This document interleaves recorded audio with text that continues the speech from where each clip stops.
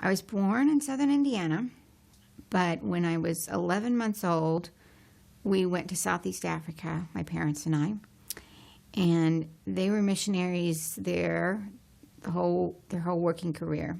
I loved the African people and their traditional life, and there's a connection with the earth and the ground that's undescribable for anybody who hasn't experienced it. When I was 11, I was back in the States, and that summer, the sun would go down at the end of the day, and I'd be like, I don't want to live.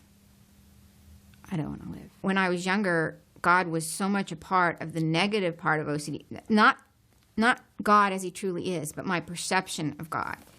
I would feel like I had to go to the altar all the time, or I was already into these compulsive rituals of what I thought I was hearing I was supposed to do as a Christian.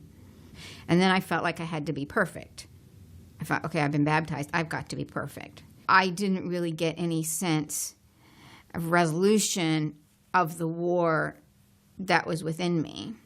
What happens for me is everything I touch becomes part of my obsessive-compulsive pattern, and that includes music. When I was a senior in high school, I was doing very well with piano all along, and I would ritualistically play scales over and over again, and they had to be perfect. But I'd start up the scale, and it wouldn't be just right, and I'd play it over again, and I had in my mind I had to play it at least, this would be on a small amount, at least 5 times perfectly.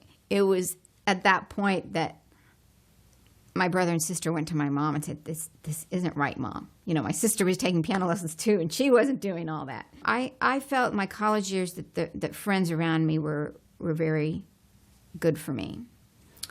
Since I've left college, it's been more difficult. I've moved around more. Professional relationships are very difficult for me. I had been going to a psychiatrist who was also an internist, and it turned out he wasn't a very experienced psychiatrist, and he would give me some antidepressants, and he would say, now you just need to go find somebody to marry, honey, and settle down and live happy ever after.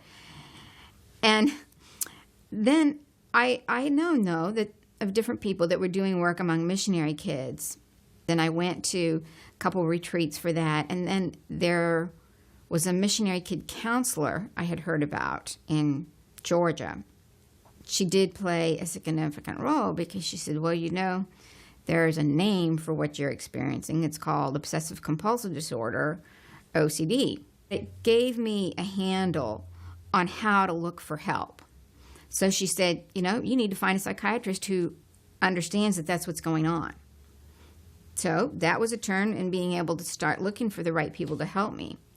Also, that year, I had switched out of teaching piano as an adjunct and gone into a full-time business environment where I had a regular salary and benefits.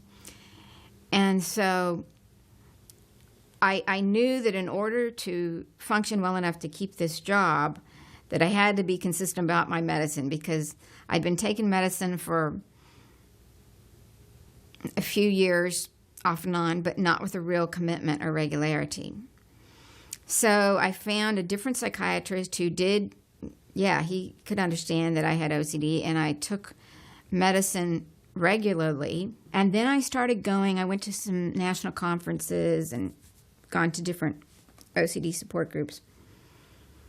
And I read some material about the Americans with Disabilities Act.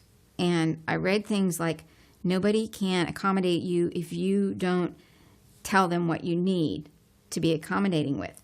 So, a couple jobs ago, I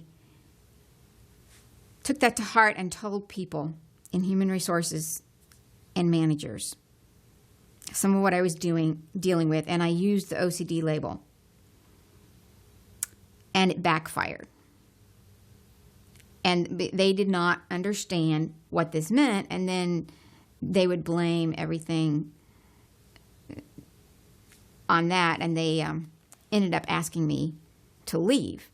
So then the next job was very, very intense. It was not a people-friendly place at the time, but I did not say anything about a diagnosis. Where I am now, they're more open-minded. I have started giving myself permission that I have both a manager and a mentor, that I will at some point say something to my manager, but it's hard to find the right point.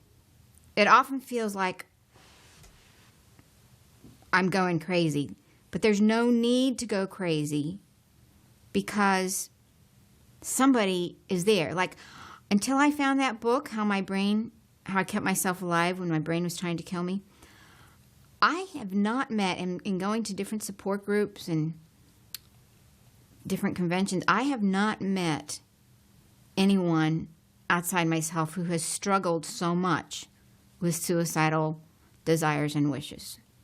I want those people who don't want to live to know that there are some other people who don't want to live, and there's some things and exercises and tactics and options for dealing with that, even if nobody else that I know, or nobody else that another person knows, is able to relate to that.